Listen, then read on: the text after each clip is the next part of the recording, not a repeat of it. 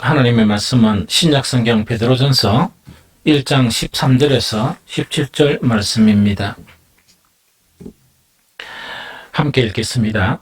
그러므로 너희 마음의 허리를 동이고 근신하여 예수 그리스도께서 나타나실 때에 너희에게 가져다 주실 은혜를 온전히 바랄지어다. 너희가 순종하는 자식처럼 전에 알지 못할 때에 따르던 너희 사역을 본받지 말고 오직 너희를 부르신 거룩한 이처럼 너희도 모든 행실에 거룩한 자가 되라. 기록되었으되 내가 거룩하니 너희도 거룩할지어다 하셨느니라. 외모로 보시지 않고 각 사람의 행위대로 심판하시는 이를 너희가 아버지라 부른즉 너희가 나그네로 있을 때에 두려움으로 지내라. 아멘. 그 베드로전서는 그 대상이 누구냐? 그 서선의 그런 대상이 누구냐니까 그 당시에 그 소아시아 지역이에요. 그래서 베드로전서 1장에 보니까 본도, 갈라디아, 갑바도기아, 아시아와 비두니아 쭉 되어 있죠. 그래서 이곳이 어딘 거니까 지역이 지금 현재 터키에 있는 그런 소아시아 그런 지역입니다. 그래서 소아시아 지역에서 그 생활하는 아마도 그 디아스포라라는 것은 여기서 이제 주축이 되는 사람은 아마도 이런 것 같아요. 사도행전에 보면 이제 대피파기 시작되죠. 스데반이 이제 순교를 당하고 그럴 때 그 피파기에 못 견뎌가지고 그 사도 외에 많은 사람들이 다 예루살렘을 떠나게 돼요. 예루살렘을 이제 떠나면서 각지로 이제 퍼져나가게 됩니다. 이 퍼져나가면서 이분들이 가만히 있은 게 아니고 퍼져나가면서 그곳에서 이 복음을 전하기 시작한 거예요. 그래서 그때 복음의 핵심은 무엇이냐? 예수 그리스도께서 부활하셨다 하는 그것이 이제 복음의 그런 핵심이에요. 그래서 이제 전하게 이제 되면서 아마 첫 번째 전하게 된 대상 자체는 우리가 뭐 충분히 예상을 하죠. 이 사람들은 뭐냐? 이 초기 복음 단계에서 이제 흩어진 유대인이 되었지만 그 이전에도 그 주변의 그런 전역을 통해서 디아스포라들이 있었습니다. 그게 이제 바벨론의 포로가 될 당시나 정말 외침의 그런 이 침멸을 받으면서 이 사람들이 견디지 못하고 각 곳에서 이제 이 정착을 하는 그런 사람들이었습니다. 그런데 신기하게도 그 사람들은 어떤 일을 했나? 10가정만 모이면 대체로 뭘 하느냐? 회당을 지은 거예요. 오늘날 우리나라 뭐 교회를 이래 짓듯이 회당을 지으면서 그들의 그런 신앙을 이래 지키려고 힘썼던 그런 사람들입니다. 그래서 흩어진 이 복음을 받은, 그렇게는 이제 이거는 뭐냐? 유대교회에 있었지만 개종한 사람들이죠. 복음을 받은 사람들이 흩어져서 아마 제일 접촉을 처음 한 사람들이 같은 디아스포라, 유대인들을 접촉을 하고, 그 다음에 그 당시에 그 유대교 자체도 거기서 자기 나름대로 세력을 확장해 나가게 됐거든요. 그러면서 이제 교회를 이루면서 그 교회에 유대인과 이방인들이 이렇게 함께 이제 교회를 형성하는 그런 현상이 초창기에 아마 일어났을 것이다 하는 것을 여러 가지 자료나 혹은 우리가 상황을 보면 추측할 수 있는 그런 부분이다 하는 그 이야기죠. 그런데 그 당시에 이제 소아시아에 흩어져가 이제 교회가 막 형성이 되죠. 이 교회가 형성이 되는데 그 당시에 교회의 상황은 어떠했느냐? 그것을 가장 잘 알 수 있는 게 이제 우리 1장 그 앞에 보면 알 수가 있습니다. 베드로전서 1장 6-7절에 보면 그러므로 너희가 이제 여러 가지 시험을 받아 잠깐 근심하게 되지 않을 수 없으나 오히려 크게 기뻐하는도다. 너희 믿음의 확실함은 불로 연단하여도 없어질 금보다 더 귀하여 예수 그리스도께서 나타나실 때 칭찬과 영광과 존귀를 얻게 할 것이니라. 이런 부분이에요. 그럼 이건 어떤 상황인가 하니까 그 당시의 교회 상황 자체가 이 신앙생활 하는데 전혀 불편함이 없고 어려움이 없는 게 아니고 이제 어떤 게 있었는가 하니까 여러 가지 시험, 그리고 각종 시험이라는 이야기죠. 여러 가지 그런 시험에 이게 이제 시달리는 것이 바로 그 당시에 이제 교회의 그런 사람들이었다 하는 그 이야기죠. 그러다 보니까 우리가 생각해 보니까 이분들은 이제 이 유대교로 있다가 그 예수님의 부활 이후에 복음을 통해서 이제 그리스도인이 되었죠.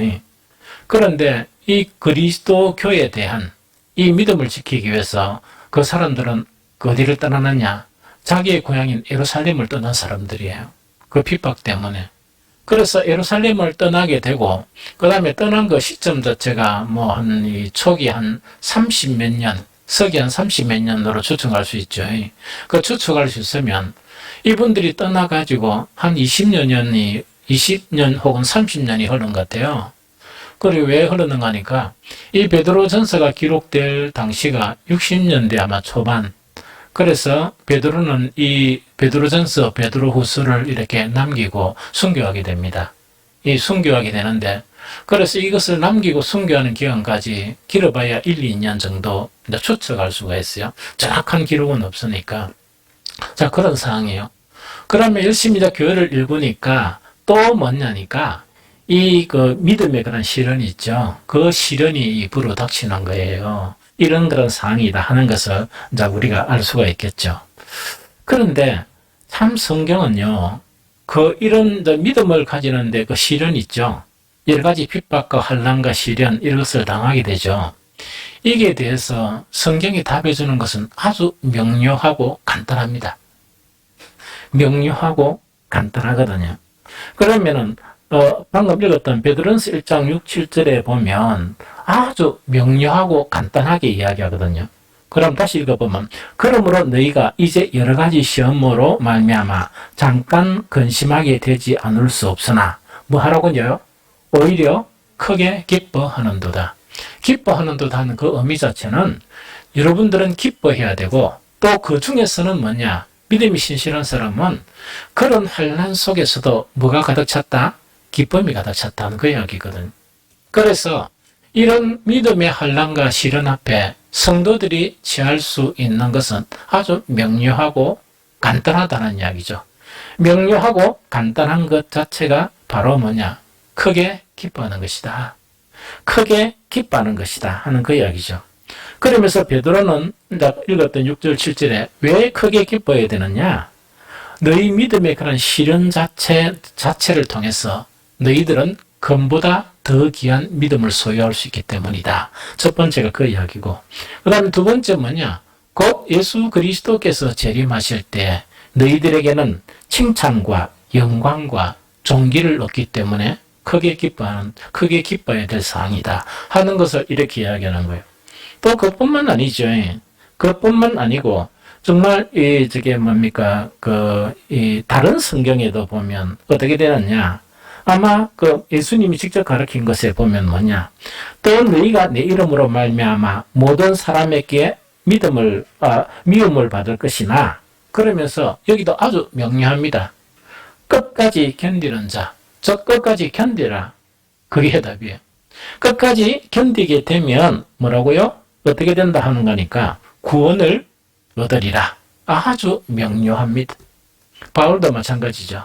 여러 가지 환난과 시험이 있으면 너희들은 기뻐하라. 왜? 그 시험과 환난을 통해서 너희가 완성된 하나님의 사람들이 되어가기 때문이다. 아주 간단하게 이렇게 명료하게 이렇게 이야기를 하거든요. 그런데 그 당시에 초기 기독교 있죠. 그 당시에 핍박의 종류가 뭐냐? 이건 우리가 조금 이야기를 참 많이 들었죠. 이거는 좀 아는 게 좋겠다 하는 거 이야기죠. 그 당시에 핍박의 종류는 물리적인 핍박이었어요. 물리적인 핍박이라는 것은 뭐냐니까, 만약에 오늘 같은 취업을 해야 되는데 기독교인이기 때문에 안 받아주는 거예요. 기독교인이기 때문에 안 받아주는 거예요. 그 다음에 어떤 것에서는 뭐냐? 열심히 이렇게 노력해가 돈을 이렇게 했는데 기독교인이기 때문에 재산을 몰수당하는 경우도 있었습니다. 자, 이런 아주 물리적인 그런 핍박이 있죠. 또 그것뿐만 아니고 정말 기독교인이기 때문에 때로는 생명의 위험을 당할 수 있는, 즉 순교에 이를 수 있는 그런 종류가 어떤 종류인가 하니까 그 당시에 시험의 종류, 핍박의 그런 종류였다 하는 그 이야기죠. 그런데 이제 핍박하는 사람들도 아주 다양하거든요. 처음에 유대교는 뭐냐? 그 기독교로 사람들이 빛이 내오고 자기들의 그 회당에서 뭡니까? 복음을 전하고 이럴 때 수용을 해줬습니다. 같은 민족이고, 또, 구약도 하고 다 이렇게 하니까 수용을 해줬습니다. 그런데 시간이 지나다 보니까 처음에 몇 명 안 돼가 시작했는데 나중에는 뭡니까? 자기들보다 더 이렇게 커져 버렸거든요.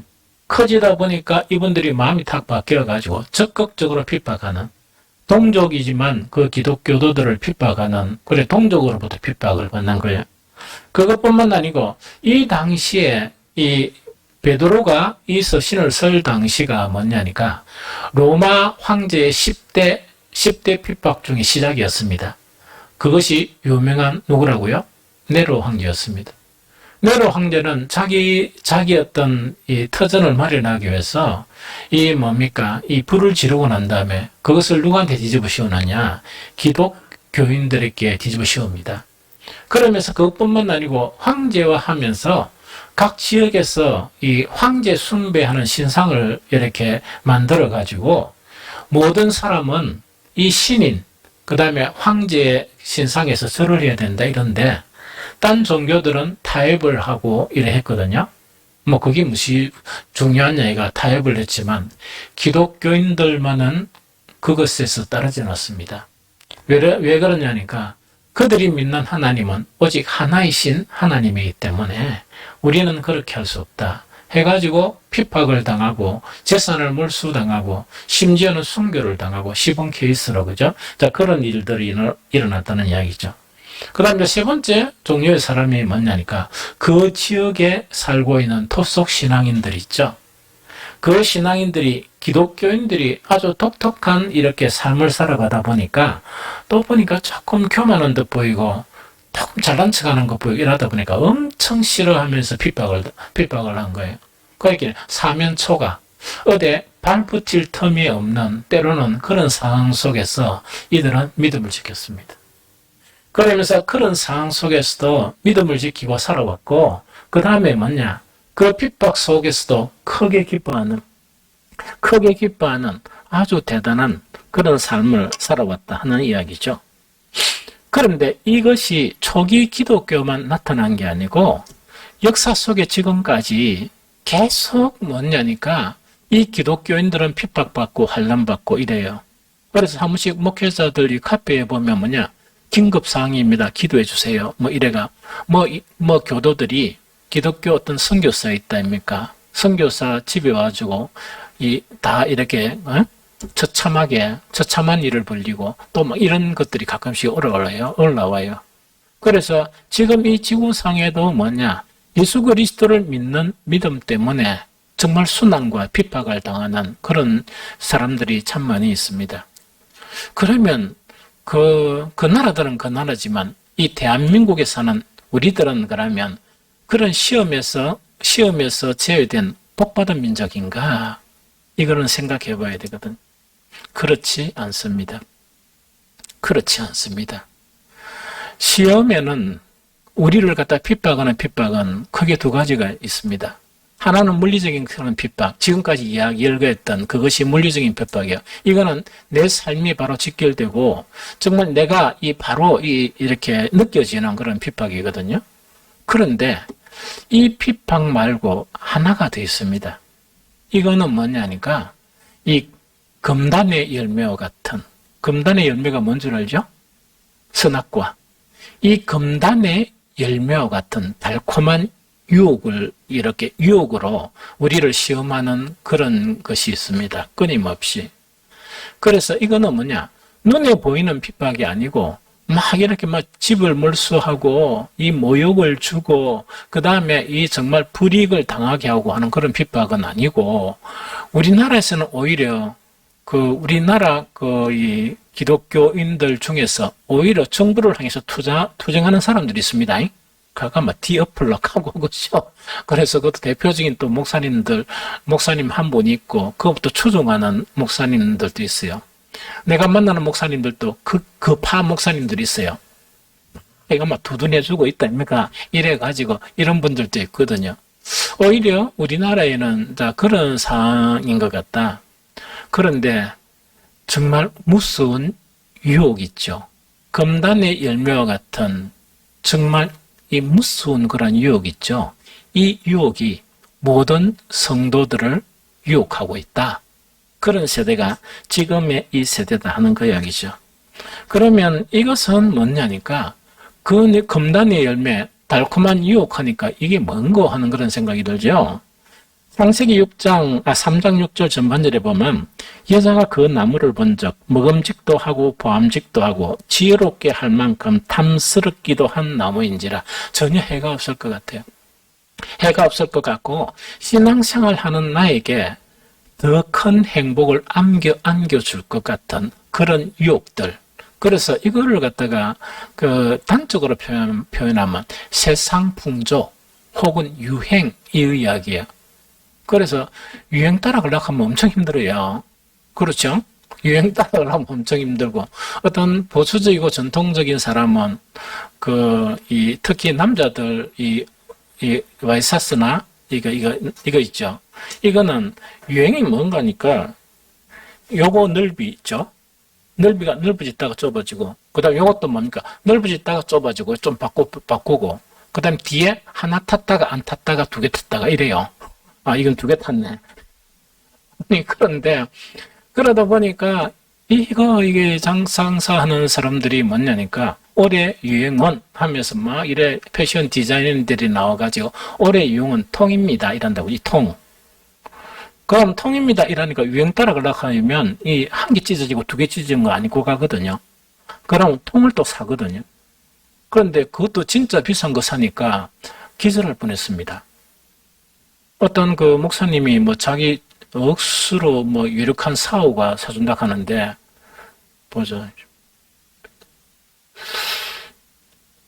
내가 한 10벌 이상 살 옷 있죠. 나는 한 벌 사는데 겨우 이게 그거 10벌 이상 살 돈을 한 벌 떡 사가. 이게 그것이다. 이래요. 그래서 내가 겉으로는 와 이랬지만 속으로 목사도 미치는 거구나. 아니, 목사도 때로는 미치구나. 하는 그런 생각. 저거 무슨 자랑 안 듣고 그걸 자랑하냐? 그렇죠. 그 사우는 더 미친 놈이구나. 돈 쓸 데가 그리 없어가 목사인 자기 장인한테 거짓을 하니까 목사는 복음을 안 전하고 그거 가지고 이게 수백만 원이 이래 하다 보니까 그것도 목사들 앞에 있다입니까? 근데 다 우아했지만 다 우아했겠습니까? 참 이렇게 한숨 쉬면서 이 세상이 왜 이렇게 변하나 그래 안 했겠었어요? 그래 그것도 몰라.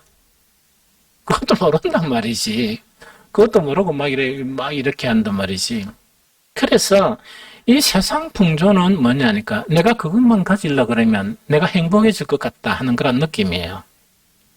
오늘날 대한민국의 기독교에서는 아마 우리 민족이 은근과 끈기, 그 다음에 우리 민족은 두드려 맞고 외침당하고 하는데 딱 조상 대대로 딱 이렇게 잘 견디는 사람이었어요.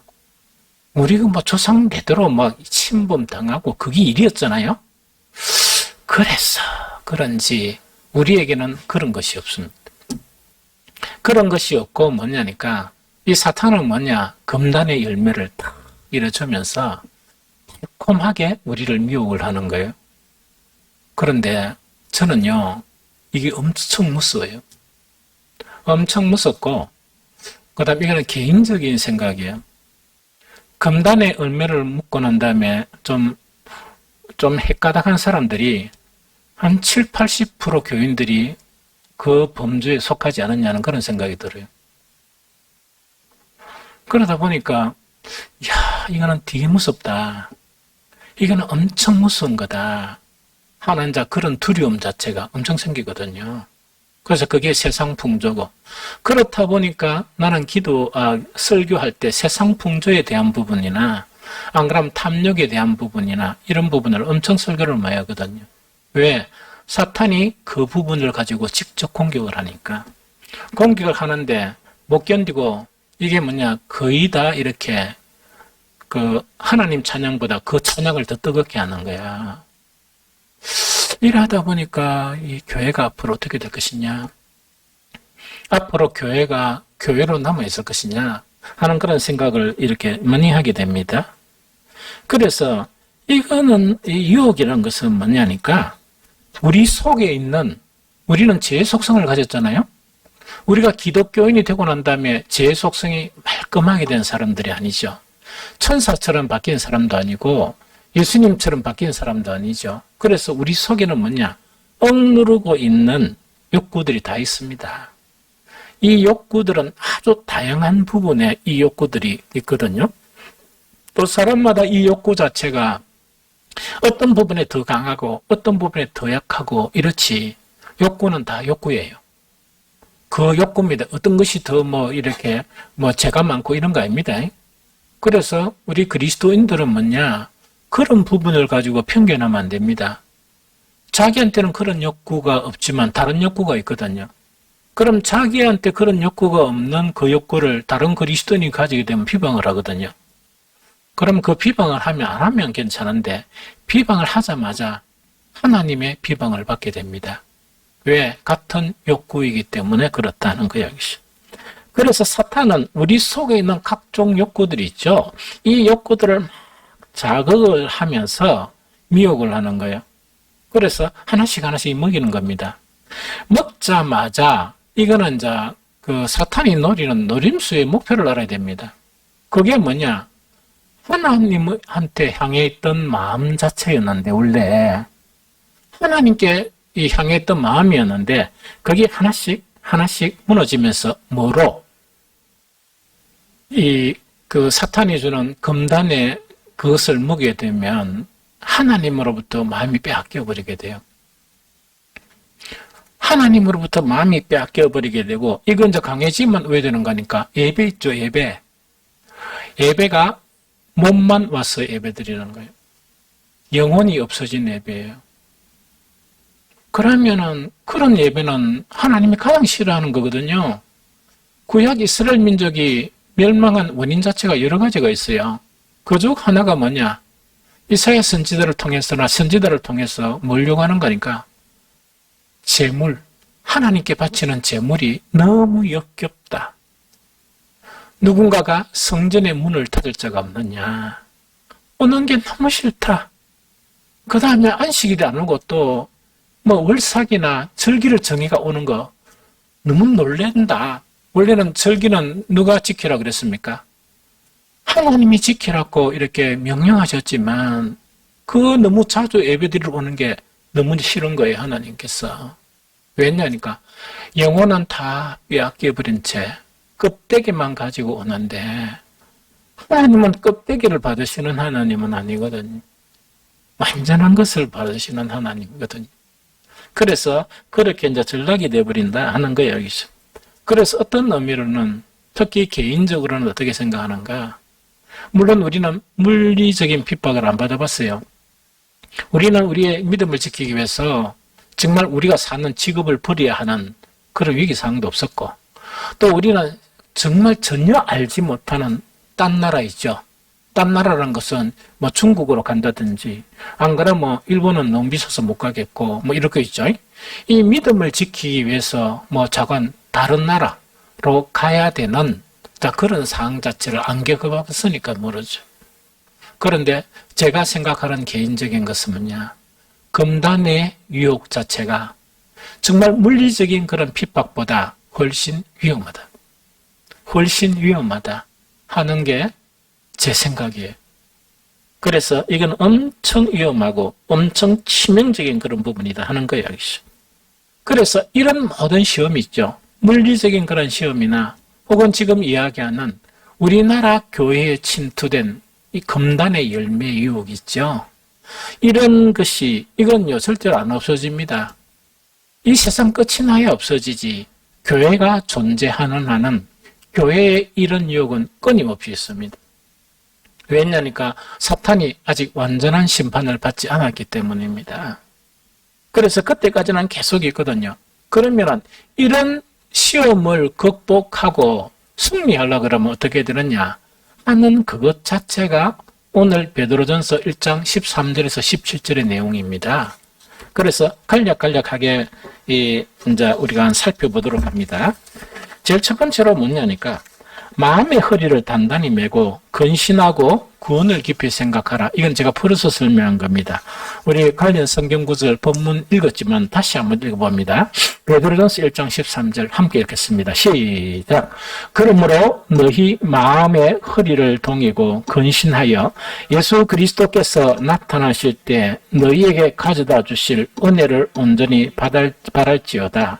요 말씀입니다. 그럼 이것을 이길 수 있는 게 뭐냐? 그냥 무방비 상태로 이르지 말라는 이야기죠. 특히 뭐냐니까 물리적인 또 감각적인 그런 이 핍박이 있을 때는 뭡니까? 감각적으로 있다 보니까 탁 이렇게 경계를 하죠. 이 조심을 해야 한단 말입니다. 그런데 문제가 뭐냐? 물론 영성에 따라 다르죠. 영성에 따라 차이가 납니다. 그런데 영성이 조금 이렇게 따르지 않는 이 성도들 같은 경우에는 이 물리적인 것 말고 금단의 열매와 같은 이 유혹이 있죠. 유혹이 다가오면 경계를 안 해요. 경계를 안 하고, 이제 보통 타하는 게 뭐냐? 이 유행이다. 혹은 이건, 이런 것을 추구하는 것이다. 이런 이제 생각에 머물러 버린다는 이야기입니다. 그러다 보니까 그게 미혹되기 쉽습니까? 안 쉽습니까? 쉽죠. 그래서 우리는 이 세대를 살아가면서 여러 가지 유혹이나 시험에 대해서 뭐인가니까 허리띠를, 마음의 허리를 탁 동이라 이야기죠. 어떤 사람들이 위기를 당하게 되면 어떻게 됩니까? 퍼진 상태로 있는 게 아니고 딱 일어서서 뭡니까? 허리띠를 딱 졸라매죠. 우리나라 어머니들이 잘하는 거예요. 우리나라 어머니들은 오늘날 우리 여기 어머니들 말고 우리 할머니들이나 대단한 어머니들이었습니다. 대단한 어머니들이었거든요.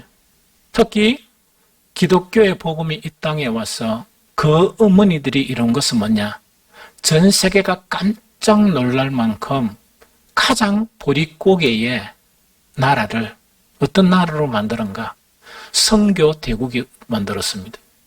그래서 지금은 1인가 2인가는 잘 모르겠지만 아마 3위 안에 선교 대국에 속하는 것이 한국 기독교의 저력입니다.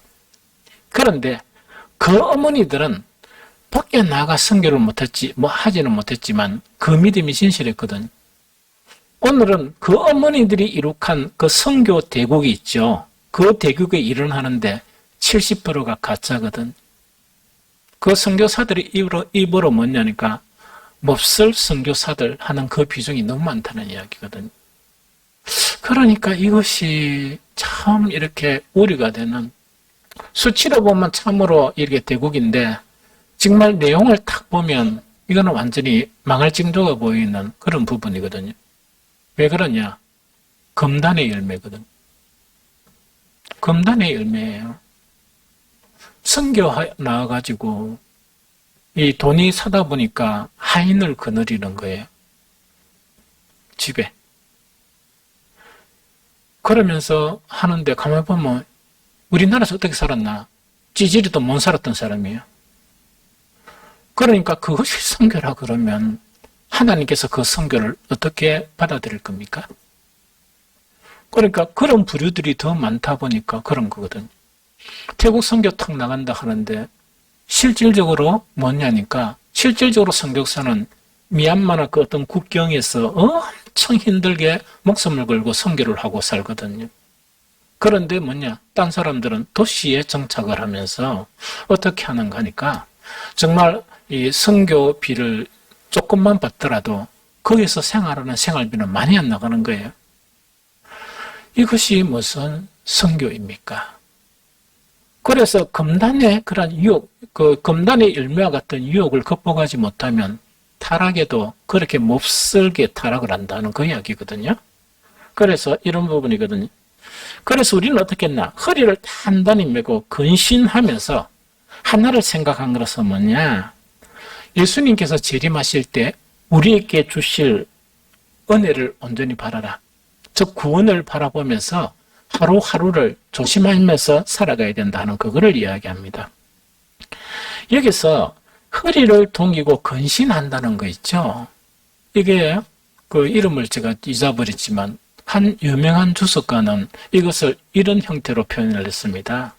이게 뭐냐니까 무조건 허리를 탁 맨다 이래가 되는 게 아니고 무엇을 해야 되는가 하니까 이렇게 해야 된다는 이야기거든요. 현대사회, 특히 우리나라 같은 경우는 문화가 빨리빨리 바뀝니까? 안 바뀝니까? 엄청 빠른 속도로 바뀌게 되죠. 심지어 우리 교회에서 우리 아이들을 위해서 기도하는 거, 우리 수요 기도회나 금요 기도회, 새벽 기도회 하는 참여하는 사람 내 마음같이 같이 기도를 할 것이라 생각이 듭니다. 나는 우리 아이들에게 가장 경계해야 될 게 뭐냐? 이 세상 문화예요. 잘못된 교육이에요. 이것은 뭐냐? 그것 잘못된 문화에 스며들기 시작하면 이 아들은 절대로 믿음의 생활을 안 합니다. 지금은 부모의 눈치를 보면서 믿음 생활을 하죠? 절대로 안 합니다. 안 하게 되거든요. 그래서 이것이 이제 우리가 접하는 그런 문화거든요. 그러면 일어나는 그런 문화와 연관된 그런 일들이 일어나죠. 그러면은 여기서 너희가 허리를 동이고 근신하라는 거는 그냥 허리만 동이고 근신하면 못해요. 새로운 그런 문화가 생기고 새로운 것이 생기게 되면 뭐냐니까 조심스럽게 그것을 지켜보면서 이것 자체가 우리의 믿음하고 어떤 연관관계가 있는 것인가 그거를 이제 생각을 해야 되거든요. 이것 자체가 우리 아이들에게 만약에 형성이 되면 우리 아이들의 장래가 인격 형성에 또 신앙 형성에 어떤 영향을 미치겠는가 그 정도를 생각해야 되는 게 부모고 그 정도는 걱정해야 되는 게 기독교 부모, 복음을 가진 부모가 아닙니까? 그런데 이 엄마들이, 이 아버지들이 이 머리가 좀 이상한지 맹해가지고 무방비예요. 오히려 아들을 핍박하는 거예요. 왜? 그런 거 지금 해야 되는데 니 집 뭐하노? 이라는 거예요. 그래가 옛날에 보면 하루에 학원을 몇 개라더라? 6개인가 7개 다니니까 아가 녹초가 돼가지고 허블레 해가지고 있답니까? 이 사는 인생도 잘 모르겠고 이런 거 있잖아요. 그런 식으로 누가 만드는가? 엄마, 아버지가 앞장서서 만드는 거예요. 최소한 하나님을 믿는 복음의 도리를 지키는 그런 부모 같으면 이것 자체가 이 아이에게 어떤 영향을 미치느냐. 인격 형성에 어떤 영향을 미치고 최소한 세상 사람들도요. 아는 사람이 있어요. 똑똑한 사람들은 우리야 이라면 종교를 안 가지도 이 개판 만들겠다 해가 오히려 뭡니까? 그런데 딱 차단하는 경우도 있거든요. 세상 사람도 그래요. 그런데 어떻게 진리를 믿는다는 기독교 교인들의 어머니나 아버지들이 아무런 생각 없이 모범적으로 좋다 하면 다 받아들이고 이거 좋다 하면 절로 휩쓸려가고 저거 좋다 하면 절로 휩쓸려가고 하는 이런 것 자체가 형성이 되어지게 된다는 그 이야기거든요. 그래서 허리를 조리면서 뭐냐니까 진정하게 이것이 내가 믿음의 생활을 하는데 어떤 영향을 미치는 것인가? 우리 아이들에게 어떤 영향을 미치느냐? 그 다음에 교회의 영적인 지도자로 그러면 최소한 뭡니까? 그런 게 있으면 뭘 생각해야 됩니까? 이런 사건이나 이런 일들이 우리 성도들에게 특히 믿음이 신실하지 못한 성도들에게 어떤 영향을 미쳐야 되는가? 이걸 고민해야지. 그런데 이 골빈, 이 중직자들이 뭡니까? 지가 앞서 그걸 이야기하는 거야. 지가 앞서 그것을 자랑하는 거야. 이게 금단의 열매와 같은 유혹이 있죠. 유혹이 치명적이라는 것은 이것을 이야기합니다.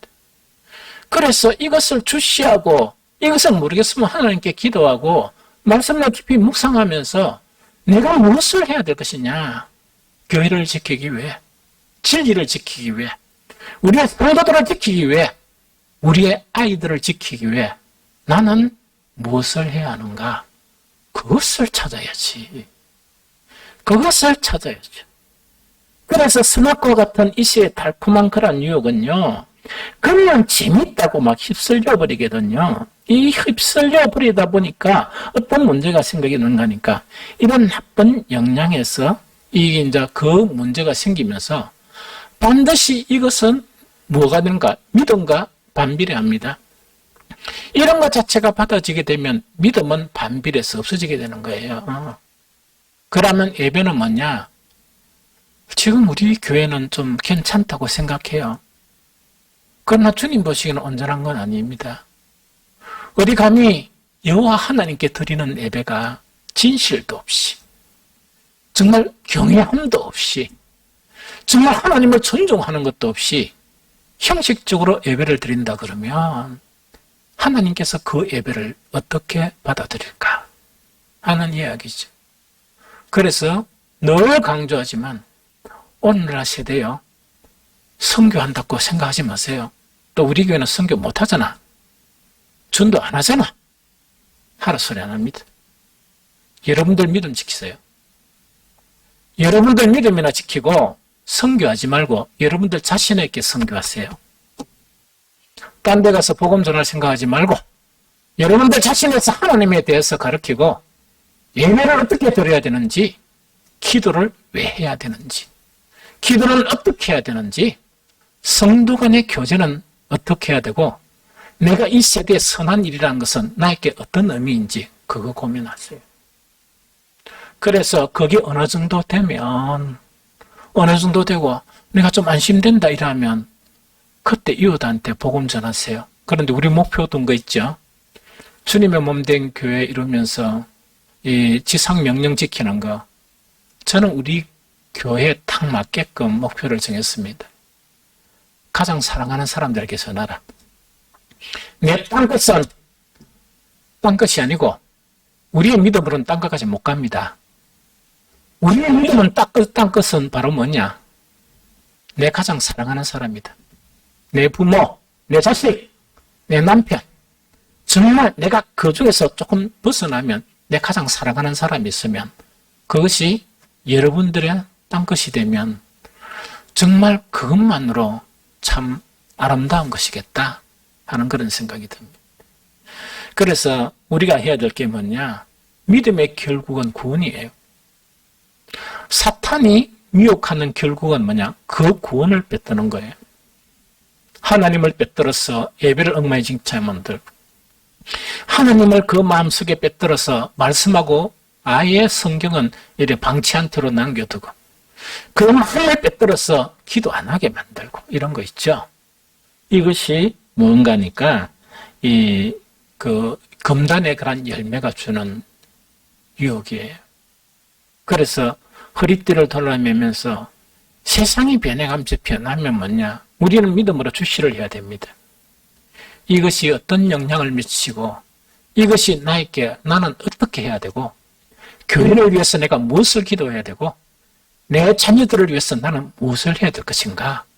그것을 고민하는 신앙이 되시기를 예수 그리스도 이름으로 축복합니다. 이렇게 돼야 나도 이 시험과 유혹을 극복하고 나도 믿음을 지킬 수 있고 나를 통해서 다른 사람들도 보호받을 수가 있다는 그 이야기죠. 두 번째는 뭐냐? 사욕을 버리라는 게 오늘 본문에서 가르침입니다. 베드로전서 1장 14절 함께 읽겠습니다. 베드로전서 1장 14절. 자, 시작. 너희가 순종하는 자식처럼 전에 알지 못할 때 따르던 너희 사욕을 본받지 말고, 한 번 더 시작. 너희가 순종하는 자식처럼 전에 알지 못할 때 따르던 너희 사욕을 본받지 말고 하는 이야기죠. 자, 이거는 아까 이야기했죠. 물리적인 핍박보다 더 무서운 게 이 금단의 열매와 같은 유혹이다. 금단의 유혹 같은 이 유혹은 그 사탄이 우리 속에 있는 무엇을 목표로 삼느냐? 우리 속에 있는 사욕이에요, 사욕. 억제되어 있는 사욕 있죠. 이걸 갖다가 계속 이렇게 건드리는 거예요. 건드리면서 성경은 사욕을 버리라 이래 하면 그 사탄은 뭐냐? 그 열매 따먹어도 된다. 따먹으면 눈이 팍 밝아지가 이 세상에 얼마나 재미난 일고 얼마나 감각적인 그런 일들이 많은 줄 알았냐, 이걸 우리에게 계속 보여주거든요.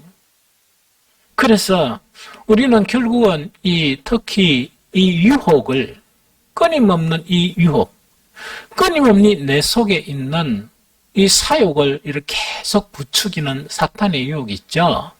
이 유혹 자체를 이기기 위해서는 뭘 해야 되는가? 이 사욕을 매일매일을 통해서 가만히 두면 내 속에서 또 설못이 이렇게 올라와 버리고, 가만히 두가 친구 만나면 설못이 올라와 버리는 유혹이 있죠. 이걸 사욕을 이렇게 탁 잠재워야 돼요. 그게 우리가 일평생 죽을 때까지 해야 될 그런 일이다 하는 그런 생각이 듭니다. 옛날에 물리적인 핍박을 받으면서 자기 직업을 버리고 집을 버리고 고향을 버리고 믿음을 지키고 떠난 사람들에게는 제가 그냥 상상을 하는 거예요. 이런 사역에서 강하지 않을까 하는 그런 상상을 이렇게 참 많이 해요. 많이 하는데 잘 모르겠어요. 그러나 그 보편적인 사람들보다 그런 시험을 견디지 못한 사람들보다 훨씬 강할 것이다 하는 그런 생각이 듭니다. 그래서 우리에게는 이 그 사탄의 유혹이 뭐냐? 우리 속에 있는 뭔가니까 사욕 있죠. 이 사욕 자체를 이렇게 뭡니까? 이 자꾸 부추기는 거예요. 그럼 이거를 갖다가 달리 표현하면 금지된 욕망. 진리의 말씀에서는 금지된 욕망이에요. 이 금지된 이 욕망이 있죠. 이 욕망을 말하는 거예요. 그런데 베드로는 이것을 참 잘 표현한 게 아까 읽었던 1장 4절에 보니까 너희가 순종하는 자식처럼 이렇게 돼 있죠. 그 다음에 사욕을 본받지 말라 하는 것은 이런 대비예요. 참 그리스도인들은 복음에 순종하는 자식이에요. 하나님의 말씀에 순종하는 자식이에요. 그런데 이 순종하는 자식과 반대되는 사람이 뭔가니까 사욕에 순종하는 자식이에요. 그럼 이걸 갖다 누구를 지칭하느냐? 사탄의 자식으로 지칭을 하게 되거든요. 그래서 우리는 순종하는 자식처럼 우리는 뭔가니까 옛날에 우리가 그냥 개념 없이 행했던 그 욕심대로 사는 거 있죠. 그 욕심대로 사는 그것을 버려라. 즉 사욕을 이렇게 버려라 하는 그거를 이야기합니다. 그런데 끊임없이 이게 한 번 결단을 버렸다가 없어지는 게 아니고요. 이거는 우리가 죽기 전까지 우리 내면 속에 잠재적으로 이것이 갇혀져 있습니다. 그런데 어떤 계기나 친구를 만났든지 안 그러면 이 세상 사람들을 만나고 이러다 보면 또 이 TV 프로그램 탁 만나보면 그것이 꿈틀꿈틀하면서 나도 모르는 사이에 이게 쑥 기어 노는 거예요. 그럼 이것을 조심해갖고 허리띠를 딱 동이고 이를 보면서 이 내 감정이 무슨 감정이냐 이런 거 있죠. 이걸 이렇게 생각해야 되는데 어떻게 생각합니까? 내가 왜 이 모양대로 사노? 우리 남편 들어올 때까지 한번 보자 이래가지고 그럼 남편은 아내에게 있죠, 그죠? 내가 이 모양으로 왜 사노? 해가지고 이래가면 다툼이 시작되는 거야. 그래서 이거를 매일매일 잠재우는 게 너무너무 중요해요. 그래야 우리는 맞냐니까 우리의 믿음을 지킬 수 있다는 이야기죠. 그러면은 이 사욕을 부추겨 가지고 사탄이 이렇게 뭔가를 하는 거 있죠. 사례를 이렇게 뭘 들어볼까 이렇게 생각해 봤습니다. 이거는 수천 가지 사례들이 있겠죠. 사례들이 있는데 오늘날 우리가 사는 이 세대에 가장 이것이 그것이 완벽하게 맞는 사례는 아니지만 이것으로 충분하겠다 생각이 듭니다. 우리나라에 보면 옛날에 왜였던 간에 예를 보니까 저번에 일본 가보니까 일본에 대체로 다 이 소형차들이 참 많아요. 근데 소형차들이 참 예쁘게 보여요. 그런데 이 소형차가 이게 뭔가니까 우리 이름은 잘 모르겠네. 그런 소형차들이 많은데 깔끔하게 참 많이 보이더라고요. 그래서 이 양반들 참 그렇다. 그 다음에 옛날에 내가 일을 하러 가면서 NSC인가? NSC구나. 일본 관광인가? 거기에 이제 제가 감독관으로 갔거든요. 그러고 가다 보니까 일은 한 5시에 끝나고 이래갖고 이제 저는 밥 먹고 저녁에 할 일이 없었어. 그 히카리라는 이 시골에 있는 공장이 있는데 그래도 구경이나 해보자 이래가지고 제가 호텔에서 나오고 혼자 걸었거든요. 와, 겁이 나는 거예요. 사람이 안 닿냐. 그래서 사람이 잘 안 닿으니까 그때 이 사람 사는 곳이 어떤 곳이냐 해가 이렇게 가봤거든요. 가가지고 이래 이제 사람은 잘 안 나오고 차만 싱싱 가고 이렇게 갔거든요. 물론 시골이라는 거, 물론 도쿄 가니까 좀 다르더라고요. 근데 시골인데 가서 이제 또 보니까 집들이 이런 데 가다 보니까 옛날에 우리 살던 판잣집 있죠? 그런 형태예요. 그런데 크지도 않고 오목조목 이래가지고, 그래, 그 안에서 뭐 하는지 들어갈 수는 없고, 그러면서, 이 사람들은 참 희한하다. 차도 되게 작고, 또 그것뿐만 아니고, 이 집도 크지 않고, 오막조막 이렇게 살아가는구나. 이래 이제 생각을 하면서, 그 원인은 잘 모르지만, 뭐 또 전체를 다 못 돌아봤지만, 그래 생각을 이래 했거든요. 그런데 나중에 통계에 보면 평균적으로 일본인이 거주하는 평수 자체가 우리나라 평수보다 훨씬 작대요. 그런데 옛날에는 집값이 너무 비싸서 그런 경향도 있고 그래 작다 하는 그런 이야기를 들었거든요. 그런데 우리나라 이제 상황을 딱 보면 이게 뭐냐? 자동차 있죠? 자동차하고 아파트, 특히 지금 아파트 선호죠. 아파트도 보니까 뭐 그냥 아파트가 아니고 이 아파트도 등급이 엄청 많대요.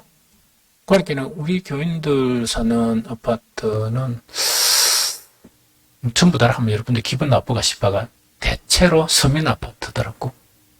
내가 가봐서 알잖아. 뭐 대체로 뭐 서민 아파트인 것 같다 하는 그런 생각이 들거든요. 그런데 그 아파트도 뭐 천차만별인 것 같아요. 저기 뭐 해운대 그런데 아파트는 꿈도 못 꾸야 되겠대? 그래서, 그런, 이 천차만별이란 말이에요.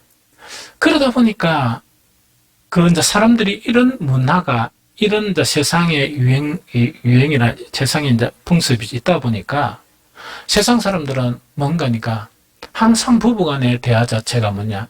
우리가 언제 저 아파트를 가느냐? 온천성감시고 지나거든요? 보면 부부들이, 나는 아무것도 안 보고 지납니다. 왜냐니까, 옛날에 얼마 했던 게 곱하기 2.5배 해가 올랐는데 내가 이 뒤돌았구나. 정신 차릴 때까지 나 저거 안 볼란다. 이래가 지나갔단 말이야.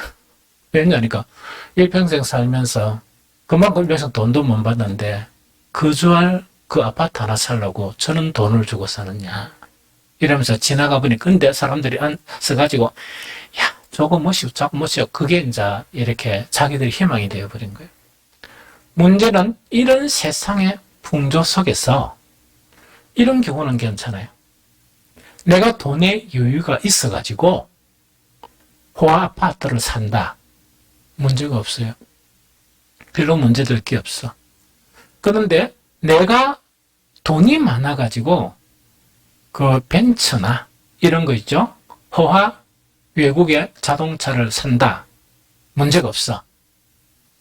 문제는 뭐냐니까 행복하려고 돈이 없는데 융자를 엄청 실이 내가 아파트를 사는 거야. 융자를 엄청 내가지고 차를 사는 거야. 그런데 젊은 아이들이 그런 아이들이 있는가 봐. 그래서 원룸에 살면서 뭐냐니까 벤츠를 이래 몰고 다니는가 봐요. 그래서 한편으로는 처음에는 그게 뭐냐니까 저게 참 우리보다 낫다. 저 돈이 많아가 이제 벤츠 타는데 지금 뭐가 필요하노? 원룸에 딱 살구나. 이런 생각했거든요. 그런데 그래 하는 거는 100명 중 한두 명이고 나머지 들어보니까 돈도 하나도 없는 기. 특히 우리 교회 봉고차 바꾼다고 영업하는 자동차 영업하는 분이 막 온갖 이야기를 다 해주더라고요. 차가 이래저래 있는데요. 요새 그런 거 안 삽니다. 이런 거 있죠. 그럼 뭔 사용해? 요새 젊은이들이 엄청 현대차도 보면 억대 되는 것도 있다 하대. 억이 넘어야 차인데. 근데 그래 이제 이야기를 하는 거라. 그래서 가들 잘 사는가요? 아닙니다. 좀 타다가 1년 안 돼서 망해뻐가지고 또 차 이렇게 넘어가고 막 이런가 봐. 그럼 여러분들이 이런 거란 미혹에 대해서 정신을 떡 차려가지고 이것이 과연 내 행복을 결정하는 것이냐? 이것이 과연 정말 내가 하도 나에게 유익이 되는 것이냐? 이거 정도는 생각해야 되잖아. 세상 사람들이 그걸 분별 못하는 거는 괜찮아요. 그런데 그리스도인들이, 천국이 눈앞에 보이는 그리스도인들이 돈도 없는데 엄청 빚을 내가지고 샀단 말이야. 그럼 그 아파트가, 그 차가 그 가정에 행복을 주느냐? 아니야.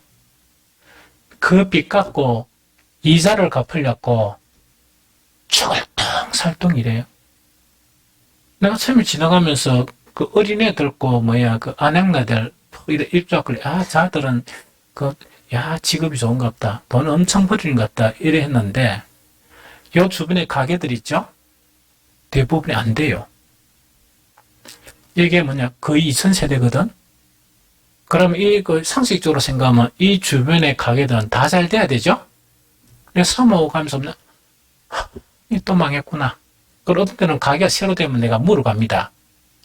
사모하고 우리라도 한번 팔아주자. 아직 못 팔은 게 옆에 이 고깃집 못 가봤어. 탁 하고 내 사모 대학에는 큰일 났다. 와요 이러는데 곧 문 닫겠다. 맛이 없는 거예요.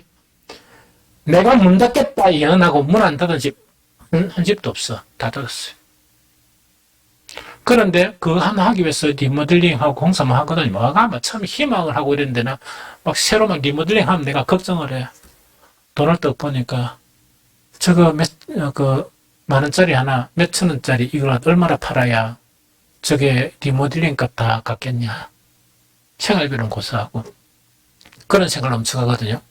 왜 망하느냐? 전혀 사람이 없어. 가끔 보면 놀이터 할매하고 손자하고 동기고 그거라. 가끔 젊은 사람 댕겨. 나머지 뭐 하느냐? 빚 갚으려고 부부가 있다 아닙니까? 밤낮으로 일하는 거예요. 밤낮으로 일하는 거예요. 그래서 가만히 일해 보니까 아파트 떡사가 빚 갚는다고요. 우회되는 거니까 심지어는 부부가 서로 밤낮으로 일하는 게 달라가지고 가정이란 뭐냐? 쉬는 곳 아니에요? 쉬는 곳이 돼야 되는데 부부가 함께 못 쉬는 거야. 기숙사로 전락해버렸어요. 엄청나게 돈을 투자해가 자기의 삶의 질은 뭐냐? 내가 옛날에 한국 중업단데 기숙사 있죠? 그만도 못하는 거야. 사람을 만날 수 있어요. 부부가 공유할 수 있어요. 왜? 새까지 빚 갚는다고. 그런데다가 차도 외제차 이래 딱 사다 보니까 그것까지 갚다 보니까 막 엄청나게 딜레마에 빠지겠죠? 그런 현상으로 이렇게 전락을 해버리는 거예요. 그 다음 차도 딱 보니까 저런 차 사가 그럼 그런 차 벤츠나 화람 벤츠 살려고 그러면 한 달에 몇 번 그죠? 파티도 있고 그 다음에 호텔에서 가서 주차를 탁 이래가지고 그 모임도 있고 이 정도는 해야 되잖아. 고작 하는 게 통근 버스하고 똑같아. 회사 가서 차 실컷 내놓고 퇴근하면 실컷 가져오고 또 부부간에 내가 사용한다 네가 사용한다 토닥토닥거리면서 있다 그죠? 이래가 이 회사 갔다 갔다는 교통수단이 불가해요. 그러면 그것이 행복한 것입니까? 정말 행복하지 못하고 가정이 피폐해지고 내년은 엄청 어려움을 당하게 되는 그런 부분이 된다는 이야기죠. 그런데 이 사욕이 지나치면 왜 성경에는 사욕을 버리라 이야기하는가? 사욕은 계속 어느 한계가 지나게 되면 영혼을 팔아먹어요. 그래서 영혼을 팔아먹는 영혼 없는 예배를 드리는 거야. 옛날에는 막 뜨겁게 예배를 드렸는데 이제는 뭔가니까 나는 부를 누린 것 같았는데 내 영혼은 다 팔아먹어버린 거야. 그래서 우리는 사욕을 잠재우지 못하면 매일매일 이 사욕을 극복하지 못하면 우리 믿음을 지킬 수 없고 유혹의 나락에 떨어져 버린다. 믿음은 껍데기만 남는다 하는 그 이야기입니다. 내가 아는 여러 사람들이 옛날에 내가 보면서 전 너무 아름다운 신앙을 가졌다. 정말 주님을 너무 사랑한다. 이런 사람들이 그런 모습이 잘 안 보이는 거야. 그럼 누구를 더 사랑하느냐? 사욕을 사랑한다. 그래서 이런 신앙이 되어서는 안 된다는 얘기. 그 다음에 세 번째, 간단히 이제 시간도 많이 떼고 있으니까 거룩을 따라야 돼요. 거룩. 베드로전서 1장 15절 16절. 베드로전서 1장 15절 16절. 자, 시작. 오직 너희를 부르신 거룩한 이처럼 너희도 모든 행실에 거룩한 자가 되라. 기록되었을 때 내가 거룩하니 너희도 거룩할지어다 하는 그 이야기입니다. 우리가 성경에서 우리에게 거룩을 이야기하죠. 그럼 거룩은 뭔가니까 이건 이 이야기입니다. 하나님께서 구원의 일을 시작하셨죠. 거기 복음의 일이죠. 구원의 일을 시작하는데 그 구원의 일에 대한 구원받은 인간의 반응이 거룩이에요. 구원받은 인간이 나타나는 형상이 거룩이에요. 그래서 거룩은 너무 중요하고 너무 중요하다는 그 이야기죠. 그래서 간단히 이야기하면 성경은 하나님의 말씀과 무엇으로? 기도로 거룩하여짐이니라 이야기죠. 그러면은 오늘날 현상 자체는 뭐냐? 설교를 그리 듣고 기도를 많이 잘 몰라. 그렇지만 이래도 거룩한 모습이 안 보이는 거예요. 왠 줄 압니까? 형식적인 신앙에 빠져버렸어요. 하나님 없는 신앙. 그러다 보니까 교회만 왔다 갔다 하는 취미생활 비슷하게 하는 그런 신앙으로 빠져버리는 거야. 이거는 대단히 경계해야 됩니다. 그리고 거룩에 이거는 왜 중요하냐니까 히브리서 12장 14절 모든 사람과 더불어 화평함과 거룩함을 따르라. 거룩이 있죠. 거룩함을 따라야 되는데 이것이 없이는 아무도 주를 보지 못하리라. 아주 이렇게 경고를 하고 있거든요. 그래서 달콤한 이 세대에 달콤한 유혹이 너무나 가득한 이 세대에서 믿음을 지킬 수 있는 거, 우리의 구원을 지킬 수 있는 거는 뭡니까? 거룩을 향해서 나아가게 됩니다. 그 다음 마지막 네 번째는 뭐냐? 주님의 심판을 생각하면서 경외함을 가져라. 베드로전서 1장 17절 같이 있나? 같이 읽어보겠습니다. 베드로전서 1장 17절 같이 읽어봅니다. 자, 시작. 외모로 보지 않고 각 사람의 행위대로 심판하시는 이를 너희가 아버지라 부른 적 너희가 나그네로 있을 때 두려움으로 지내라 하는 이야기죠. 하나님은 늘 이야기했죠. 은혜의 하나님, 사랑의 하나님, 평강의 하나님인 반면에 하나님 어떤 하나님이라? 두려운 하나님이에요. 이 두 가지가 우리에 함께 나타나야 돼. 그런데 잘못된 신앙은 뭐냐? 맨날 은혜만 찾아요. 맨날 사랑만 요구해요. 또 맨날 평강만 요구해요. 이것만 요구하면 진정한 복음이 아니에요. 요것 안에서 플러스 뭐가 있어야 돼? 경외함, 두려움이 있어야 돼요. 왜 두려움이 있어야 되는가? 모든 이 역사의 끝날에 예수님께서 재림하실 때 그 예수 그리스도는 하나님의 말씀을 근거로 우리를 심판하세요. 무슨 말 하겠습니까? 그래서 우리가 신앙생활하면서 하나님의 심판, 그러고 여기 보면 우리 평균적으로 보면 제가 우리 시찰에 한 교회 저보다 그래 많이 젊지 않았지만 좀 젊은 목사거든요. 그 교회 가서 설교도 하고 이렇게 해봤는데 그 목사님 뭐 통하면서 내가 이랬습니다. 아, 목사님 참 부럽다. 그것은 뭐가 부러워요? 이래서 내가 너무 젊다. 우리 교회는 그 목사님 교회에 비하면 고령하다. 그래서 너무 젊다. 그래도 고령하라도 재밌다, 나름. 막 이래갖고 이제 말했거든요. 그래서 저건 왜했던 거네. 우리 자체는, 우리 교회의 평균은요, 살아왔던 시간이 엄청 많습니다. 앞으로 살아갈 시간이 평균적으로 보면 뒤 짧아요. 얼마 안 남았습니다. 그럼 거기 지나면 누구를 만나는가? 주님을 만나야 돼요. 하나님의 심판 앞에 서야 됩니다. 하나님은 반드시 심판하시는 하나님이에요. 그래서 우리는 어떤 마음을 가져야 되는가? 허리띠를 탁 매는 것도 왜 매는가? 하나님은 사랑의 하나님이지만 하나님은 심판의 하나님이다 하는 것을 두려워하면서 우리는 어떻게 해야 되는가 하니까 조심하고 경계하면서 신앙생활하고 특히 유혹에 빠지지 않도록 해야 됩니다. 그 성경에 보면 무서운 이야기가 있어요.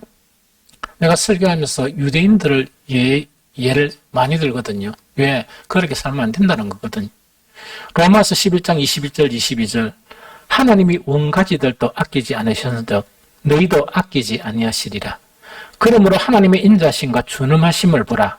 넘어지는 자들에게는 준엄하심이 있으리니 하는 요 이야기거든요. 그럼 이거는 뭐냐? 역사를 봐서 하나님의 선택한 유대인들도 하나님은 잘라내버리지 않았느냐? 그런데 누구 안 자르겠느냐 이야기입니다. 그래서 우리는 어떻게 해야 되는가?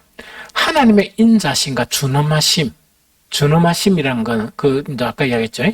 인자하심도 있지만 너무나 두려운 하나님, 이 두 가지를 가지고 우리는 신앙생활을 해야 된다 하는 것을 이야기를 합니다. 이제 말씀 결론 짓겠습니다. 복음의 역사는요, 모든 세대에 시험과 핍박과 환난과 유혹이 있었습니다. 그거는 뭐냐? 사탄이 하나님에게서 우리를 이렇게 빼들려고. 그래서 결국은 뭐냐니까 우리가 받은 구원 자체를 얻지 못하게 하려고 이들은 몸부림을 치고 있습니다. 그런데 우리 대한민국 이 시대에 우리 성도들은 제가 생각하기로 차라리 이 핍박이나 이 물리적인 그런 시험이 있었으면 더 낫지 않았을까 생각할 정도로 그거는 없습니다. 그거는 전혀 없는 것 같고 가장 위험한 금단의 열매와 같은 유혹이 온 교회를 미혹하고 있습니다. 그래서 이거는 개인적이라고 그랬죠. 개인적으로 내 마음하고 좀 달리 그래도 좀 좋게 평가하면 70%가 그 금단의 열매의 영향을 받지 않았을까 하는 그런 생각이 듭니다. 그래서 금단의 열매와 같은 유혹은 정말 위험합니다. 정말 위험하거든요. 그래서 오늘 이 말씀을 듣고 허리띠를 탁 조이고 이 세상 풍조가 바뀌고 이런 과정 속에서 이것이 믿음에 어떤 영향을 미치느냐, 우리 성도들에게 어떤 영향을 주느냐, 정말 이 자식에게 어떤 영향을 미치느냐, 그것을 생각하고 그것을 기도하고 그러면서 내 자신도 그 미혹에 빠지지 않도록 정말 우리 속에 있는 이 욕망을 계속 잠재우고 또 하나님을 두려워하는 거 있죠. 그 다음에 그 대신 거룩을 따라가는 그런 신앙이 되시기를 예수 그리스도 이름으로 축복합니다.